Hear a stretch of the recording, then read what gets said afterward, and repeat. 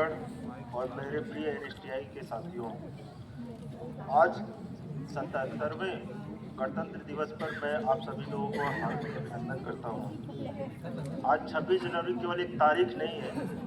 आज के इस दिन पर भारत के सभी नागरिक जो प्रजा थे पहले, वो आज ही के दिन नागरिक बने और यह एहसास कराया कि इस देश के असली स्वामी कोई राजा नहीं बल्कि यहाँ की जनता है।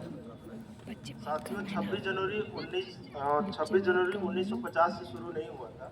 इसकी जो जड़ें, ऐतिहासिक जड़ें हैं, उसको देखेंगे तो 1930 से ही स्टार्ट हुआ था। जो उस समय की भारत की जनता ने लाहौर में 1930 में अपने आप को पूर्ण स्वराज की घोषणा की थी।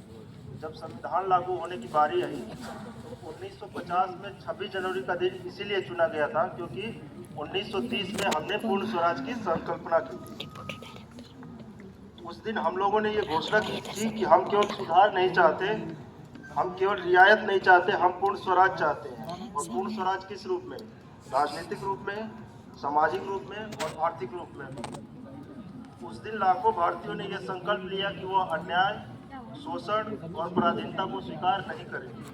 यही कारण है कि जब 20 वर्ष बाद 1950 में संविधान लागू करना हुआ तो 26 जनवरी का ही दिन चुना गया। साथियों, हमारा संविधान केवल कानूनी दस्तावेज नहीं है, यह हमारे स्वतंत्रता संग्राम की विरासत है, हमारे बलिदानों की कहानी है और हमारे भविष्य का मार्गदर्शन है। संविधान हमें, जैसा कि आरडी सर ने बताया कि संविधान हमें केवल अधिकार नहीं देता, हमें कुछ कर्तव्य भी देता है, जिसका हमें कर्तव्य का पालन करना चाहिए। और एनएसटीआई कानून के पर्सपेक्टिव में बताऊं तो जो हमारा मेन कर्तव्य है वो अपने कार्यस्थल पर अनुशासन, प्रशिक्षण में गुणवत्ता, जेंडर सेंसिटाइजेशन, सुरक्षा, समानता और समावेश की भावना है। यह संस्थान केवल सिखाने के लिए नहीं है बल्कि बेहतर उत्तम नागरिक बनाने का भी एक संस्थान है। क्योंकि आज जो आप यहाँ पे ट्रेनिज के रूप में आए हैं, कल आप जाकर आईटीआई के इंस्ट्रक्टर बनेंगे, इंडस्ट्री में सुपरवाइजर बनेंगे या कुछ लोग एंटरप्रेन्योर्स भी बनेंगे। इसलिए जब आप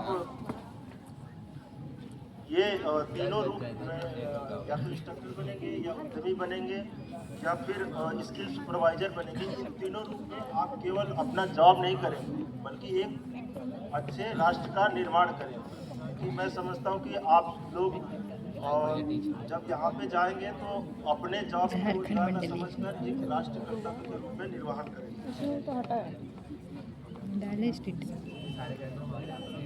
जैसा कि 1930 में सबने भारत के नागरिकों ने यह कहा था कि हम पराधीन नहीं रहेंगे, वैसे ही आप सभी लोगों को ये संकल्प लेना पड़ेगा आज कि हम अकुशल नहीं रहेंगे, हम सकुशल बनेंगे।